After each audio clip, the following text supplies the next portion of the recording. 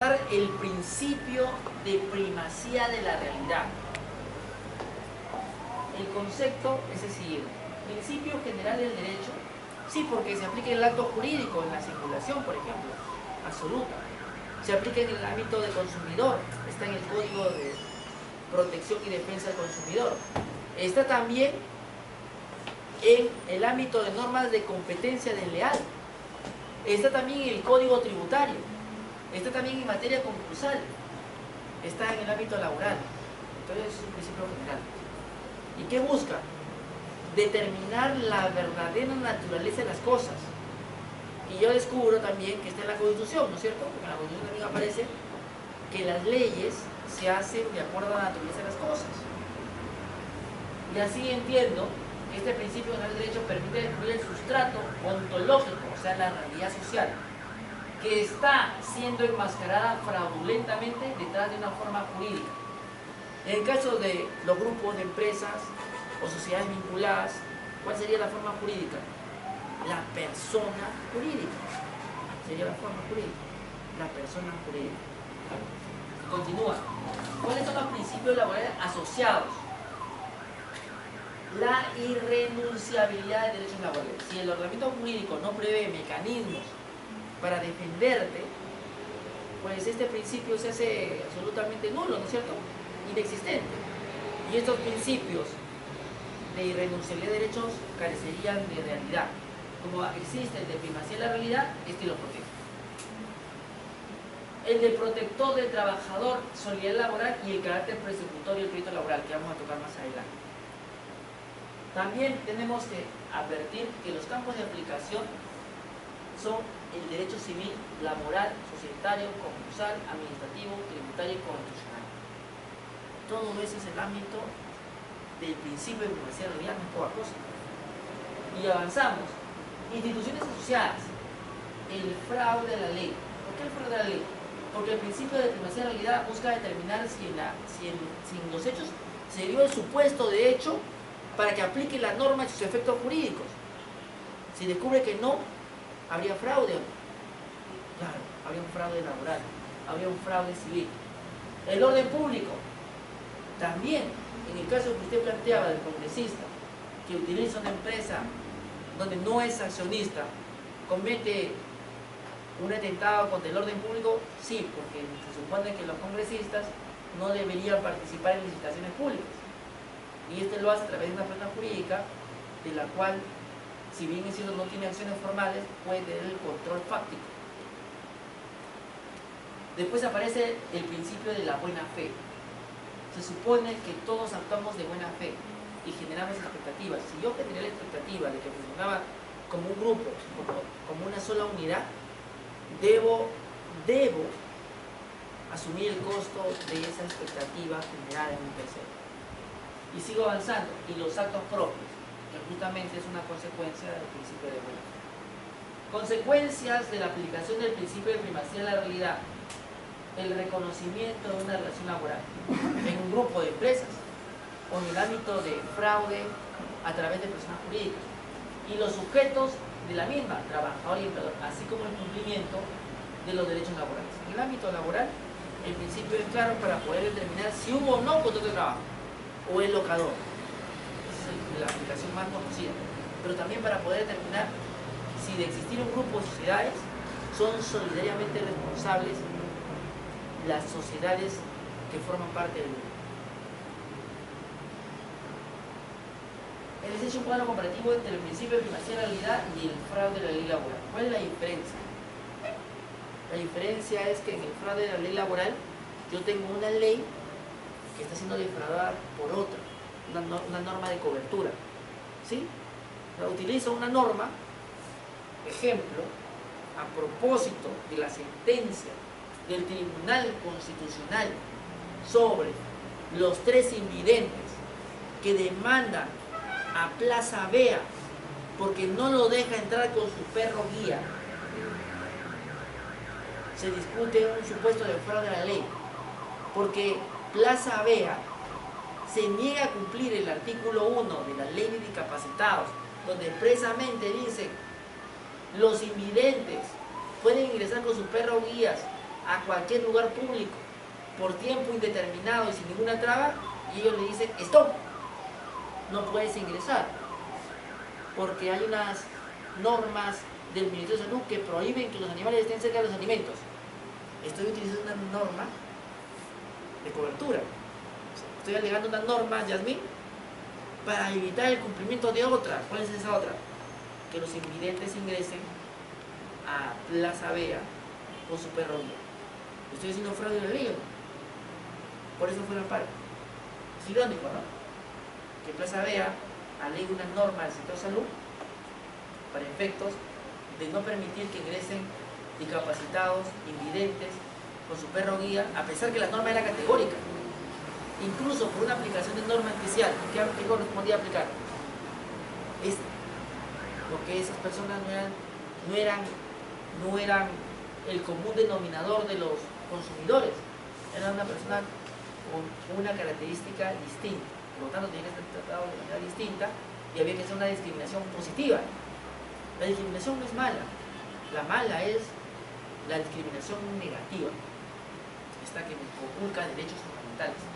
Por esa razón, el Tribunal Constitucional señaló que a partir de ahora todos los invidentes del Perú pueden ingresar a Plaza Vea con su perro guía y no lo pueden impedir. Me guste o no Plaza Vea, eso es lo que ha hecho el Tribunal Constitucional. Mi modesto punto de vista es correcto, pero también me trae una reflexión. ¿Por qué no pudimos haber hecho una acción de cumplimiento de esta norma contra Plaza Vea? Porque era muy clara, ¿no? ¿Sabe cuál es la razón, Michelle? Porque las acciones de cumplimiento solo se pueden interponer contra autoridades estatales, no particulares. Bueno, eso es un error, Yasmín. Me parece que la acción de cumplimiento también debería ser para particulares. Imagínese usted que el bus al que sube no le cobra el medio pasaje, dice medio pasaje, y le cobra un sol. Yo no saco mi carnet porque no tengo y me como un sol. ¿Está haciendo fraude la ley o no? Pone su cartelito, haciendo la apariencia que el pasaje está, por ejemplo, 2 soles, cuando en realidad está 1 sol, y saca la vuelta a la ley o no. Sí. Si yo pudiera hacer una acción de cumplimiento contra esa empresa, ¿qué pondría? La acción de cumplimiento para que se respete el medio pasaje, pero primacía la realidad, no formal, sino material. ¿No le parece a Julio? Pero no puedo hacerlo porque está prohibido hacer acción de cumplimiento contra particulares. No está contemplado en su código, pero está contemplado, no lo contempla. Me parece un error. Me parece que tenemos que recrear la institución, que hacerla muchísimo más efectiva. Debido a que la acción de amparo, como la conocemos en este caso, como estoy vulnerando mi derecho a medio pasaje, tiene que ser materia de probanza, ¿no? De afectación del derecho, de lesividad del derecho fundamental. En cambio, la acción de cumplimiento, lo único que tengo que hacer es, ¿cumples o no cumples la norma, Walter? Así de simple. ¿Qué es más fácil? Bueno, paréntesis cerrado. Continuemos con el cuadro comparativo entre el principio de primacía de la realidad y el fraude de la ley laboral. ¿El principio de primacía de la realidad lo puede aplicar un inspector de trabajo? Sí, cuando hace una inspección laboral, él puede reconocer si hay una relación laboral dentro de ese centro de trabajo. O sea, el juez nada más no lo podía hacer, no, también la autoridad administrativa, la autoridad de trabajo. El Indecopi, sí, cuando reconoce un crédito laboral, también lo puede hacer. El Poder Judicial, claro, el juez. El Tribunal Constitucional, también puede ser. Entonces ya vemos que el campo de aplicación del principio de responsabilidad en materia laboral es vasto. El fraude de la ley laboral, ¿quién lo puede detectar? ¿Los inspectores de trabajo? Sí. El Indecopi, también. El Poder Judicial también, el TC también. O sea, a veces se encuentran las figuras. Lo que pasa es que el principio de realidad es muchísimo más aplicado. Pero el fraude de la ley, al ser una doctrina bien conocida, también puede ser. Y ya les he dicho en este caso, el tribunal pudo decir, acá hay fraude de la ley. No lo dijo. Aplicó el test de igualdad, que es una figura por la cual yo reconozco si la medida adoptada para un determinado supuesto es idónea, es razonable, es proporcional, no es arbitraria ni injusta.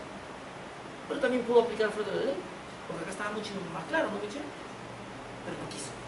Siempre quiere lucirse, él es un permanente, de alguna forma, profesor, ¿no? Siempre quiere transportar. Yo creo que esta sentencia no hay necesidad de igualdad, pero bueno, no hace daño, no hace daño. Dice el objeto. ¿Cuál es el objeto del principio de primacía en la realidad? El respeto a los derechos fundamentales de los trabajadores, ¿o no? Yo aplico primacía en la realidad para que los derechos laborales de los trabajadores se respeten. Si no existiera primacía en la realidad, ¿cuántos derechos laborales serían conculcados? ¿Cuántos, Steven? Y el fuero de la ley laboral para el cumplimiento de normas de orden público en relaciones laborales. Ojo la diferencia. Mientras el principio de primacía de la realidad se enfoca en los derechos fundamentales, el fraude de la ley laboral se enfoca al cumplimiento de normas de orden público, que no necesariamente se vinculan a derechos fundamentales. Pudiera no vincularse, o pudiera vincularse. La base legal: la ley procesal del trabajo, la ley general de instituciones del trabajo y defensa del trabajador, la ley de defensa concursal, la ley de productividad y competitividad laboral, la jurisprudencia. Y en el caso de fraude de la ley, la doctrina, y ojo, aquí se ha consagrado el fraude de la ley laboral. En el caso del decreto legislativo 856, es uno de esos supuestos donde taxativamente señalan que cuando hay fraude a la ley laboral, se puede aplicar el carácter persecutorio del crédito laboral. ¿Habéis escuchado usted, Julio? Ahí está, pues, la figura. Hemos contemplado.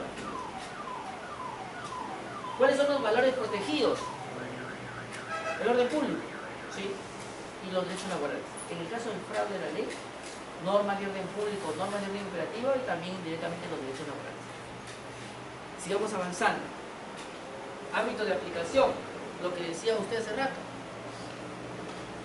En el ámbito de fraude a los derechos laborales, previsionales, simulaciones de transferencia irregular de trabajadores. Ese es su espacio. En el caso del fraude a la ley laboral, en el ámbito de fraude a los derechos laborales, simulaciones, interposiciones ilícitas de persona pública, transferencia irregular de bienes o activos fijos, sobre todo este supuesto. Consecuencias, que es lo que más le gusta a su compañero Walter.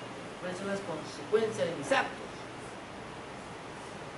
Tutela jurisdiccional efectiva del trabajador. Solo mediante el principio de primacía de la realidad podemos tener una tutela jurisdiccional efectiva en materia laboral. Reconocimiento de derechos laborales y previsionales. No soy locador, soy trabajador ya. Por lo tanto, reconóceme mis 10 años de servicios a la entidad pública de donde laboro. Solidaridad laboral. Si yo tengo que trabajé para un grupo de personas jurídicas, ¿tendría que haber solidaridad laboral? Sí. Porque presté mi mano de obra a todas, ¿o no? Sí. Y todas se identifican como un grupo, no como una persona jurídica independiente. En el ámbito del fraude de la ley laboral tengo la efectivización de derechos laborales, el cumplimiento de la norma de orden público en materia laboral burlada y el carácter persecutorio del crédito laboral. ¿Sí? Que vamos a explicar más adelante.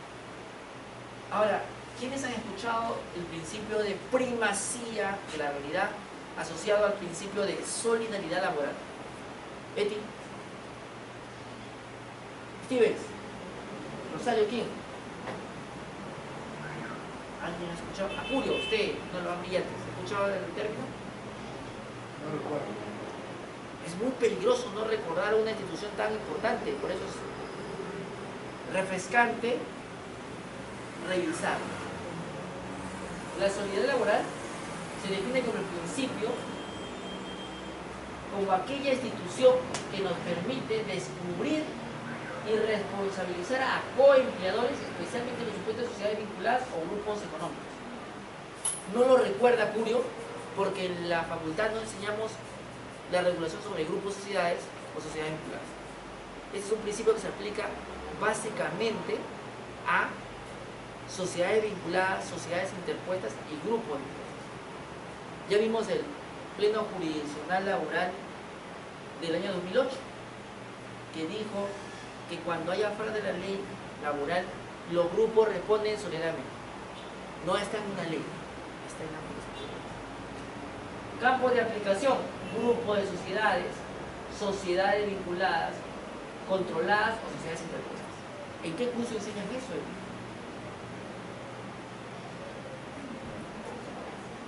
Le enseñaron el derecho comercial a Eti nada más, a ustedes no le enseñaron. llegó como profesor que le enseñó la materia. Así tenemos que al no haber regulado adecuadamente esta figura, es la jurisprudencia mediante este principio de solidaridad laboral la que cubre el vacío. Lo que no resuelven los legisladores, lo resuelven los jueces. ¿Por qué? Porque el juez tiene que resolver en caso de incertidumbre jurídica o no. Sí. ¿Tiene que resolver en caso de conflicto de intereses o no? Sí. Acá hay incertidumbre jurídica, ¿tendrá que resolver? Resolverá. No puede dejar sin administrar justicia, es un deber de administración de justicia de parte del juez, ¿no? Código Procesal Constitucional, artículo 150. Recordará los deberes del juez, ¿no es cierto, Guillermo? No olvide. Y seguimos avanzando. Este principio de solidaridad laboral, ¿a qué está asociado? Al fraude de la ley, al orden público, a la buena fe, a los actos propios y al cartel persecutorio laboral. Y descubro que la solidaridad laboral es el hijo bien reconocido del papá, que es la primacía de la realidad. Si no hubiera primacía de la realidad, no nacería la solidaridad laboral, es una consecuencia natural. Uno va de la mano con el otro.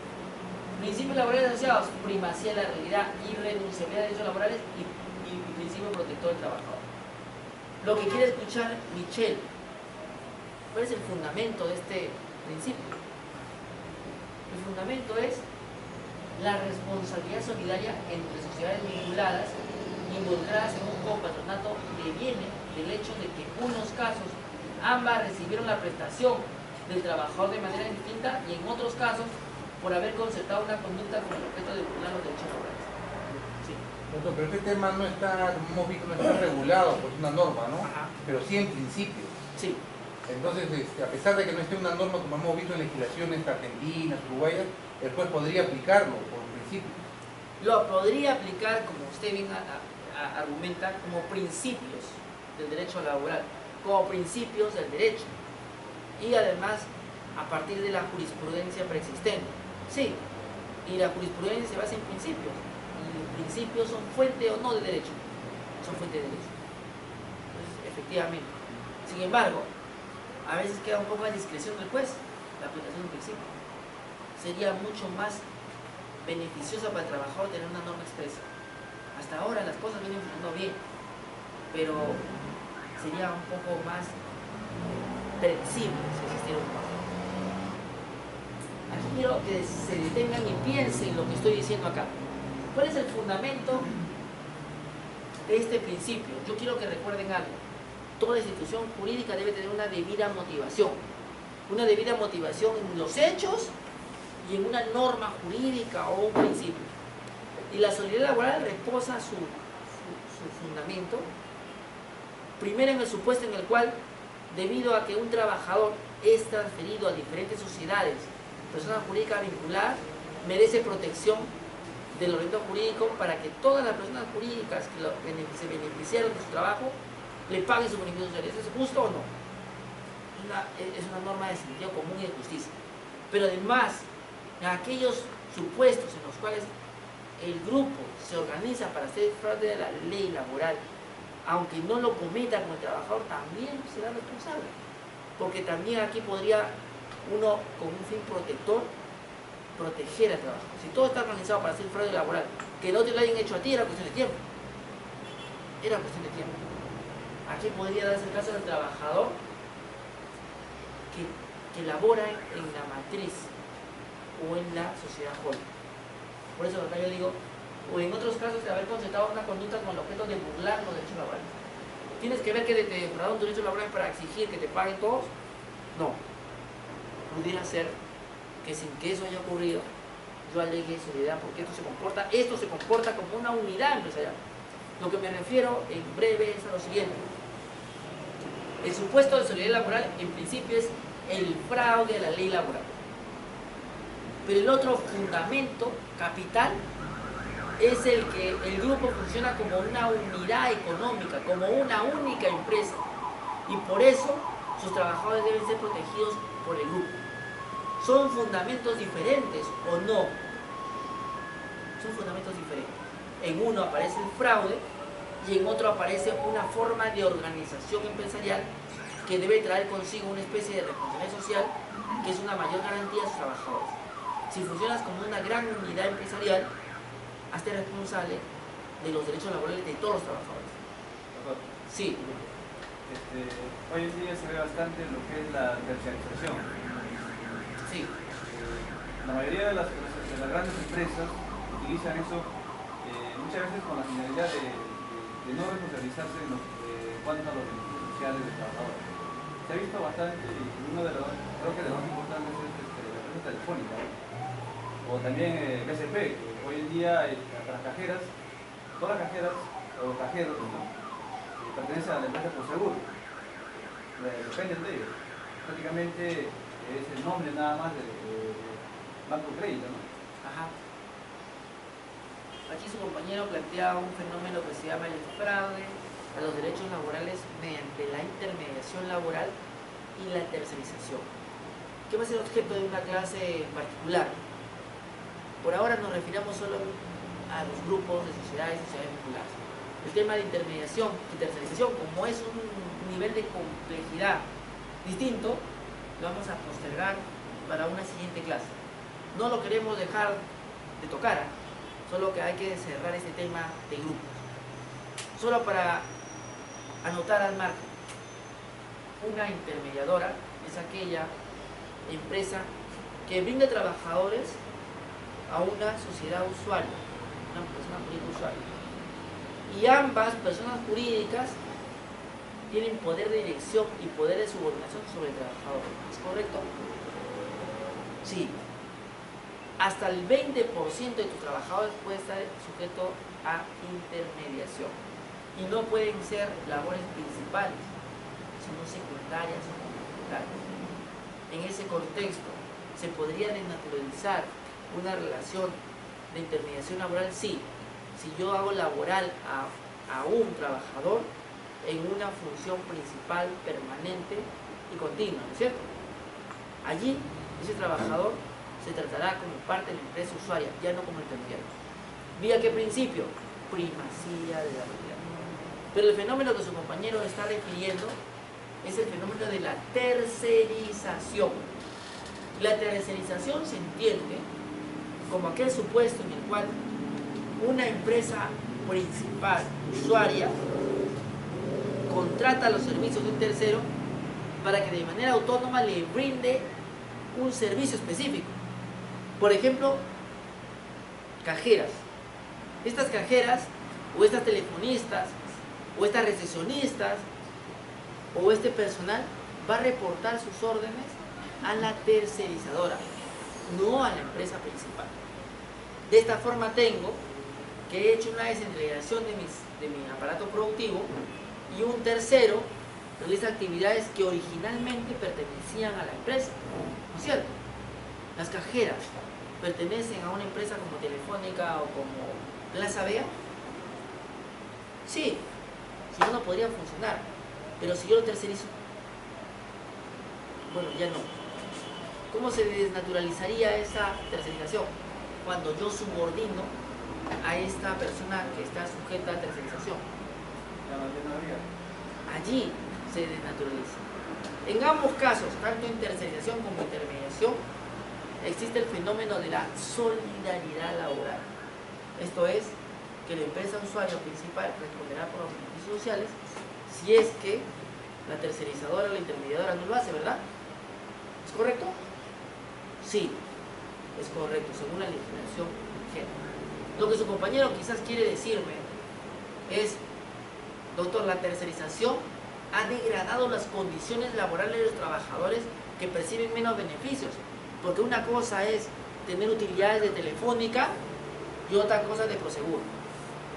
Una cosa es tener utilidades de Antamina y otra cosa de Prosegur. Una cosa es tener utilidades de Anacocha y los beneficios y la categoría y la denominación, y otra de Prosegur. Es diferente, ¿verdad?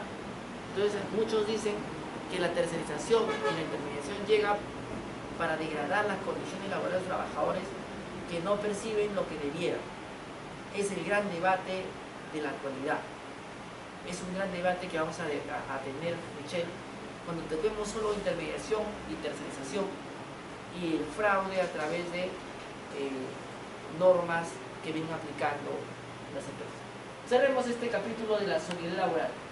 Consecuencia de la solidaridad laboral: la responsabilidad patrimonial solidaria entre las personas jurídicas naturales o naturales involucradas en el fraude de la ley laboral. ¿Se entiende? En estos supuestos donde vengan varias personas jurídicas que echan mano de un trabajador, todos son responsables. En estos supuestos en los cuales un grupo de empresas se comporta como una unidad económica y hay trabajadores laborando, el grupo es garantía de los beneficios sociales de todos. ¿Esa regla le parece correcta a Eti? Sí. Y ahora viene lo más interesante. Por favor, Acurio, ilústrenos con su voz sobre el concepto de una institución capital en el derecho laboral, el carácter persecutorio del crédito laboral. El carácter persecutorio del crédito laboral, concepto. El carácter persecutorio del crédito laboral es la facultad que tiene un acreedor laboral de perseguir los bienes de su empleador, estén en poder de quien estén, y donde quiera que se encuentren, con el objeto de satisfacer su crédito laboral. Se desprende de la norma antes citada que si un trabajador tiene un empleador que tiene un activo fijo, como por ejemplo este edificio, y este edificio es transferido a Walter, y yo trabajador me he quedado sin garantía, yo puedo perseguir el bien inmueble, edificio Pacífico, en poder de quien se encuentre, aunque Walter ya lo haya transferido a Rosario. Una acción pauliana. Y lo que de ordinario Stevens debería ser una acción pauliana en el campo laboral se llama el carácter persecutorio del crédito laboral y me ahorra la acción pauliana, porque este mecanismo se utiliza tanto en la etapa del proceso mismo laboral como en la etapa de ejecución de sentencia. O sea, me ahorra tiempo.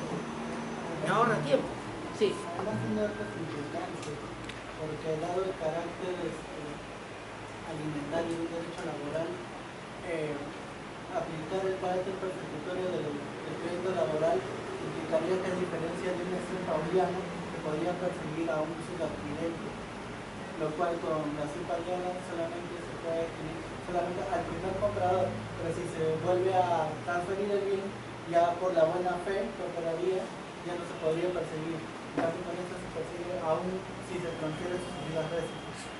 Excelente la intervención de Stevens. Dice, la acción pauliana solamente perseguiría al primer adquirente. El tercero de buena fe que adquiere por una venta subsiguiente no podría ser sujeto a la acción pauliana, siempre y cuando tenga buena fe, ¿verdad? En cambio, en el carácter persecutorio del crédito laboral, Acurio, me tiene sin cuidado si usted tiene buena fe o mala fe. Walter, me tiene sin cuidado. Esa es mi garantía y yo voy a ir tras de ella. Que la seguridad jurídica, no, espera. Ese es mi bien garantía. Y si tú quieres que yo lo suelte, págame mis beneficios. Este edificio para todos es conocido, es un edificio de la OTP. Quien lo adquiera, ¿no se podría imaginar que hay trabajadores que pueden haber quedado impagos? Claro, hay un hecho notorio, o es que alguien no reconoce este edificio como de la OTP. Hay hechos notorios. O si el Cineplan de casa, alguien no reconoce que ese cine tiene trabajadores que están asociados a la actividad, si es transferido como activo fijo a un tercero, el tercero podrá alegar que desconocía que habían trabajado. No. Normalmente hablamos de bienes que usualmente han tenido una relación con actividad empresarial. Sin embargo, no tengo que probar que el bien tenía asociación con actividad empresarial. Simplemente tengo que probar que pertenecía a mi empleador. Es una garantía importante o no, Acurio. Importante. Campo de aplicación: transferencia irregular de activos fijos a terceros. Claro, si transfiero a Acurio mi patrimonio con el fin de no pagar beneficios sociales, Es una transferencia irregular. Habitualmente se observa en grupos de sociedades. Claro, si soy grupo de sociedades, para que tú no me alcances con tu demanda de obligación de beneficios sociales, yo transfiero mis activos fijos a Etisac, que es parte del grupo. Y a Etisac le digo, transfiérelo a Edgar Sack. Y Edgar Sack le transfiere a Rosario King. Y entonces, para que yo alcance a Rosario King, uno diría, está bien difícil, ¿no? No está difícil porque yo voy directamente, porque ahí está mi bien y ella lo tiene. Dice acá que yo puedo perseguirlo en poder de quien esté y donde quiera que se encuentre. ¿Está clarísimo? Sí, está claro. Y sigamos. ¿Qué otros principios están asociados? El principio de primacía de la realidad, el de solidaridad laboral, irrenunciabilidad y protector del trabajo. Están asociados a este crédito laboral. Este superprivilegio no es casual, es porque el crédito es alimenticio. Es porque el ordenamiento jurídico ha querido proteger los derechos de los trabajadores. Si digo que son irrenunciables, tiene que haber una garantía para que sean efectivos. También tengo que tener en cuenta que se aplican para casos de sociedades vinculadas o controladas o sociedades interpuestas y testaferros, donde pueden haber transferencias ilegales o fraudulentas. Claro. El fundamento, lo que le gusta a Yasmín, el fundamento, la debida motivación de esta institución, ¿cuál es? Evitar que se consuma un fraude laboral. Si yo dejo que lo transfiera el bien sucesivamente y lo tiene Rosario King y veo inactivo y no puedo hacer nada, hay una defraudación de los derechos del trabajador, claro. Trae para acá Rosario King, es mío y yo me voy a cobrar mis beneficios sociales. ¿Sí? Así es simple. Así funciona el carácter persecutorio del crédito laboral. El problema es que no todos los abogados lo dominan y los supuestos en los cuales se aplican. Otra vez, creo que las facultades de Derecho no te lo enseñan adecuadamente. O sea, algo acurio, algunos otros recordaban al principio, pero los demás no, y eso preocupa. Es un principio clave en la ejecución de mandatos judiciales por obligaciones de la ciudadanía. Sí. Entonces, ya que está quedando claro que el carácter persecutorio del crédito laboral relativiza el principio de la buena fe registrada. Ajá. Entonces, una persona que quiere comprar un inmueble a una empresa, ¿no? Una jurídica, entonces tiene que tomar los recaudos necesarios de saber si canceló su beneficio social o si tiene algún proceso judicial. Claro, yo le haría firmar una declaración jurada donde diga: y anote, señor notario, como un anexo de la escritura pública de compraventa, una declaración jurada donde el vendedor declare que ha pagado sus beneficios sociales a todos sus trabajadores bajo apercibimiento de asumir las responsabilidades civiles y penales que ello trae. Si no ha hecho la cancelación de sus beneficios sociales, ¿en qué delito estaría incurriendo ahí? Falsedad genérica, ¿no ves que está declarando algo que no guarda relación con la realidad? Y hay un perjuicio. El perjuicio soy yo, porque me va a hacer carácter persecutorio laboral y me va a perjudicar. Podríamos plantear esa figura. No, pero en el caso ya, digamos, ya de que incurra en el delito de fraude, ¿no? Igual se aplica el carácter persecutorio del crédito laboral. Igual. O sea, el inmueble igual sirve para pagarlo. Igual te lo quieren ejecutar, salvo que tú pagues la deuda laboral. Sí, algunos dicen que es un peligro para el mercado. El problema, para tranquilidad de Walter, es que no todos los abogados dominan este instrumento. O díganme ustedes a cuántos profesores han escuchado hablar de la figura del carácter persecutorio del crédito laboral. Yo les aseguro que muy pocos, porque los que hemos escrito sobre el tema, esta mano me queda grande. Sobran dedos. Uno es su profesor. ¿Sí? O sea, son muy pocos. Y quienes los aplican, también. Todos los casos que usted me puede decir que está por el crédito laboral los conozco. Unileche, todos. Porque son muy pocos. No es porque yo sea una especie de investigador, pues, insaciable del carácter persecutorio del crédito laboral, sino que son muy pocas veces las que se aplican. También es verdad. No se asuste, Walter. No se aplica casi siempre, se aplica por excepción. Esto es una norma por excepción. Y sigamos y terminemos. ¿Cuál es el fundamento el fundamento, lo que le gusta a Stevens. Quiere saber la debida motivación de la institución, la razón de ser. La razón de ser es evitar que se consuma un fraude laboral mediante la transferencia de activos fijos sin haber cancelado previamente una creencia laboral que tiene preferencia en el pago y naturaleza alimentaria, lo que le gusta a Stevens. La naturaleza alimentaria del crédito laboral, por eso está protegido. Ese es el fundamento. Estamos atacando, ojo, las figuras de transferencias fraudulentas. Estoy transfiriendo un bien, un activo fijo de la empresa, pero la empresa tiene 100. ¿El trabajador deberá irse contra ese que se transfirió? No, pues porque tiene garantía, ¿no es cierto?